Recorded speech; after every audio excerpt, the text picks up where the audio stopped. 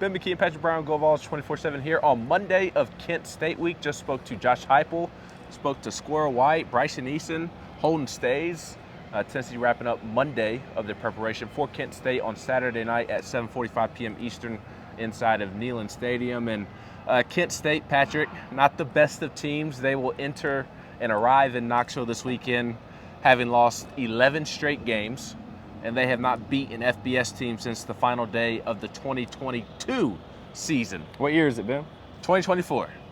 So It's not good. Josh Heupel and this coaching staff, quite frankly, have their work cut out for them this week in terms of what Josh Heupel was talking about today, continuing to get better each and every week. That's one of his go-to sayings. The best teams, the good teams, they get better each week. Mm-hmm. For them to have focus this week, it's going to be a challenge because it's easy to look at this game on paper, nearly 50-point favorites, and not be locked in and ready to play. Yeah, and you've had everybody telling you how awesome you look after you beat a ranked team by 41 points too. So you got to not read your press clippings, or I guess the more contemporary phrase would be not to read your social media feeds and hear everybody on Twitter and Instagram telling you that you're awesome. But yeah, and I think that was the tone again of similar like we talked about last week, Ben. Just the team meeting today was, as Heupel said, the coaches were very intentional about here's how we can get better. He was asked about the challenge this week of keeping the focus. You know, this is a game on the schedule that looks like a breather game, but Heupel said that you can look at the scores across this sport across America, and you can see when teams aren't prepared, they don't have the right competitive mindset and things like that. I'm not saying he was talking about Notre Dame in particular, but maybe he was, and losing as a 4-touchdown favorite to Northern Illinois. But that's the focus, and that's the challenge for this team this week is to stay down to earth, not get too hyped up. And look, I mean, NC State's a good team, but they're not in the SEC. So I think Tennessee should be able to keep things in perspective and try to find ways to get better this week and get out there Saturday night and take care of business.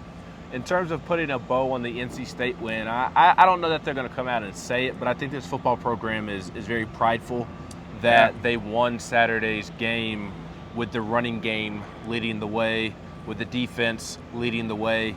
There's a lot of stigmas and perceptions of the offense. Josh Heupel does not like the air raid term. No, he does not. I asked him about that because people outside of the program, outside of Knoxville, just assume they see the big gaudy pass plays and, it's an air raid, and it's not. The numbers speak to that.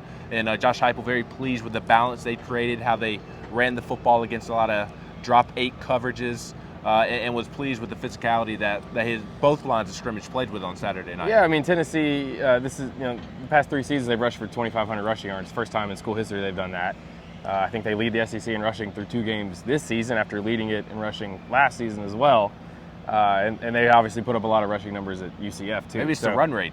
I mean, yeah, but that's, I think when they rose under, the 2022 season, it was Hendon Hooker to Jalen Hyatt. That's what everybody saw. That's what they blew teams away doing that. But that sort of created this misnomer that that's what they do all the time. Those are the highlights that and you see not, on social media, YouTube. And they just won a game with their quarterback throwing for 211 yards, and only one receiver had more than 40 yards, and they just won a game by 41 points and scored 44 on offense. So that tells you how they have a well-balanced offense. If it's not the receivers one game, it could be the tight ends, it could be the running backs, it could be the offensive line. Heupel said he was pleased with how the offensive line and played in that game, how physical they were up front.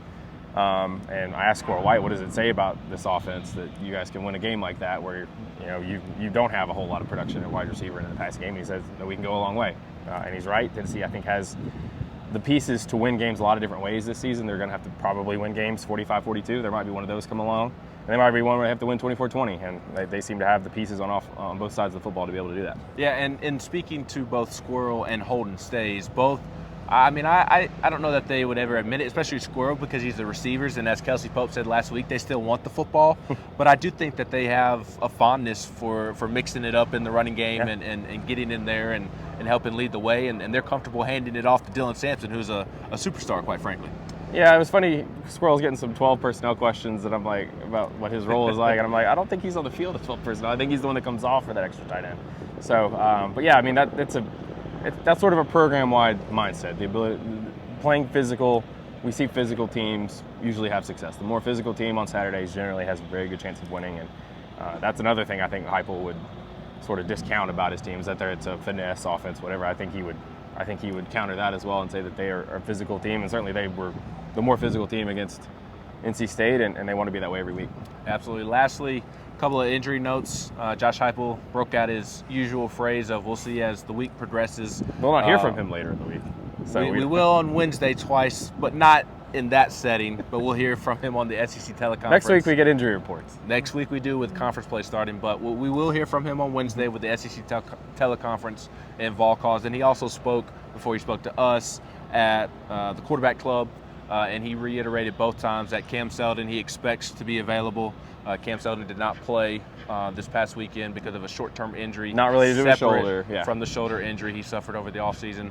And then Caleb Perry and Jacoby Thomas, who were also banged up a little bit. Caleb Perry did not play on Saturday. He expects those guys to be available, but we'll see as the week progresses. He's Patrick Brown. I'm Ben McKee.